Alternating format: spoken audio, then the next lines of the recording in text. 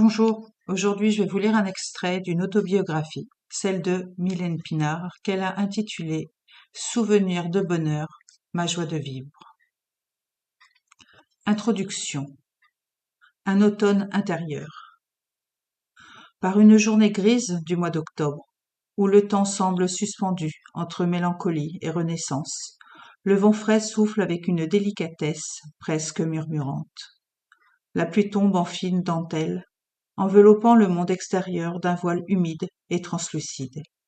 Je suis là, immobile, mon regard ancré à travers la fenêtre, témoin silencieux d'une métamorphose subtile.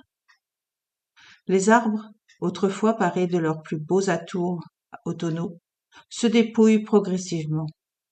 Chaque feuille colorée, tantôt d'un rouge passion, tantôt d'un jaune d'or, ou encore d'un brun cuivré, descend dans une danse lente et hypnotique.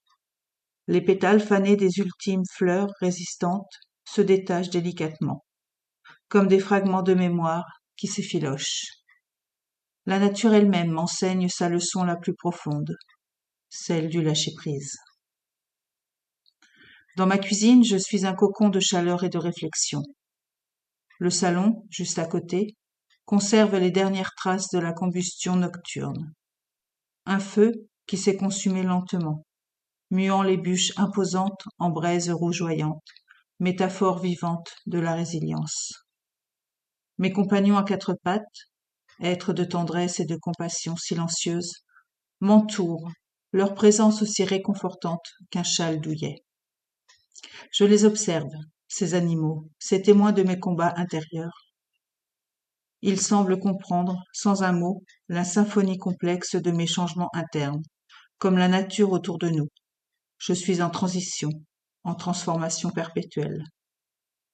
Mon corps, aujourd'hui, est un champ de bataille. Chaque muscle, chaque articulation raconte une histoire de douleur. La fatigue m'envahit comme une marée montante, lourde et inexorable. Mes doigts, jadis agiles, paraissent maintenant tels des branches rigides, à peine capables de moindre mouvement. Mon visage est gonflé, miroir d'une inflammation intérieure, et ma respiration, autrefois libre et profonde, est devenue un combat silencieux. Mes jambes qui m'ont porté à travers tant d'aventures me trahissent aujourd'hui. Elles qui ont dansé, couru, exploré le monde, sont désormais comme des racines ancrées, immobiles. La souffrance n'est pas seulement physique, elle est une symphonie complexe qui résonne dans chaque cellule de mon être. Permettez-moi de me présenter.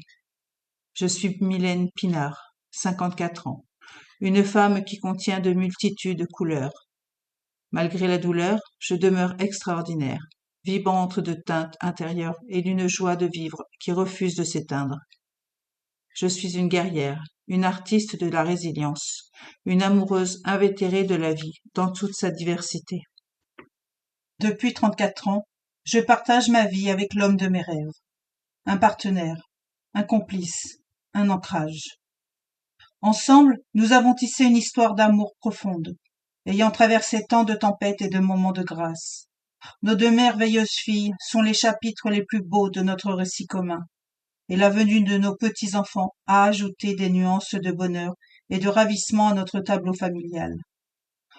En 2018, la vie m'a présenté un nouveau défi, un diagnostic de sclérodermie et de fibromyalgie.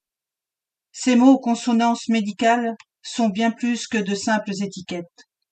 Ils sont le commencement d'un différent voyage, d'une exploration de mes limites et de ma force intérieure. Mon histoire ne se résume pas à la maladie. Elle est un champ de résistance, de transformation, d'amour et d'espoir. Il y a des automnes intérieurs nécessaires pour que renaissent en nous de nouveaux printemps. Christian Bobin. Chapitre 1. Origine et enfance. Ma naissance. Une lumière dans l'infini. Avant même le premier souffle, avant la première pulsation cardiaque, j'existe. Non pas comme un corps fragile, mais comme une essence pure, une étincelle de conscience flottant dans l'immensité cosmique.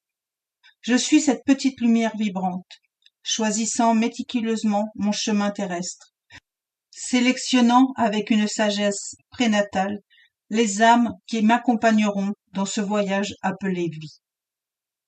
L'univers est un tissu complexe de connexions, de destins entrelacés. Mon âme danse dans ce royaume de potentialités infinies, observant, ressentant, choisissant. Je sais que mon voyage ne sera pas simple. Des défis m'attendent, des leçons profondes à apprendre, des expériences transformatrices à vivre. Et puis, comme une évidence, je ressens l'appel. Une famille m'appelle, m'attend. Une constellation d'amour, de défis et de croissance personnelle m'appelle vers la terre. Ma sœur jumelle, mon âme sœur, voyagera avec moi. Le 3 avril 1971, un samedi de printemps où le soleil de Sherbrooke promet renaissance et espoir, notre histoire commence. Ce jour-là, la vie tisse un récit extraordinaire de résilience, d'amour et de miracle.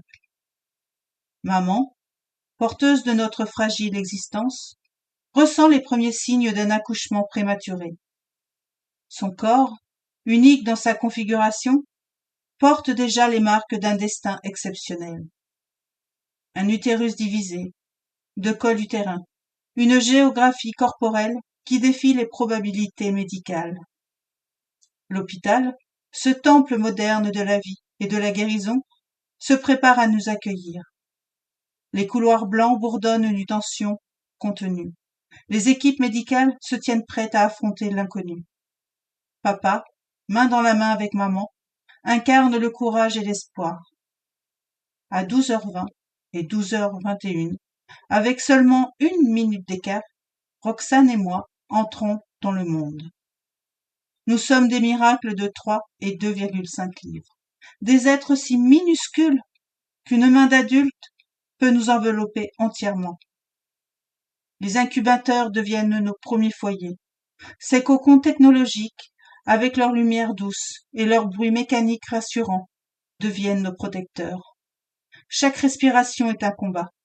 Chaque battement de cœur, une déclaration de vie. Les médecins, conscients de notre fragilité, posent un geste empreint à la fois de médecine et de spiritualité. Nous baptiser immédiatement, nous confier à une dimension divine et leur façon de reconnaître notre vulnérabilité et notre potentiel sacré. Séparés de maman, nous commençons notre première leçon de vie, la résilience. Maman ne peut nous tenir, nous voir, nous toucher. La douleur de cette séparation doit être immense. Mais l'amour, lui, traverse tous les obstacles. Papa vient nous voir quotidiennement. Son amour est un phare, une promesse constante que nous ne sommes pas seuls. Si la nature lui refuse le don de l'allaitement, son cœur suppléait largement. 2 mois de combat, de croissance, de transformation. Chaque jour est une victoire contre l'improbable. Chaque heure, une affirmation de notre volonté de vivre. Le 3 janvier 1974 vient Pascal, notre frère, lui aussi né par césarienne et prématurément. Son histoire porte déjà les marques d'un mystère. Initialement jumeau, son jumeau ne survit pas pendant la grossesse. Mais Pascal arrive, en pleine santé, porteur d'une énergie de vie indomptable. Maman est décidément une femme extraordinaire. Son corps, avec sa géographie utérine unique, raconte une histoire de défis et de dépassement. Chaque grossesse est un voyage héroïque, chaque naissance un miracle.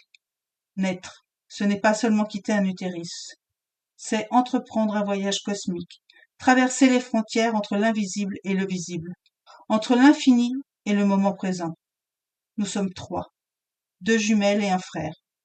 3 lumières, 3 destins, une seule histoire d'amour. Chaque enfant qui naît nous apporte le message que Dieu n'est pas encore découragé des hommes. Rabindranath Tagore. Voilà, pour suivre la suite de ce voyage, du voyage de Mylène Pinard, n'hésitez pas à vous procurer son autobiographie, Souvenirs de bonheur, ma joie de vivre. Je vous dis à très bientôt et je vous souhaite une belle journée. Au revoir.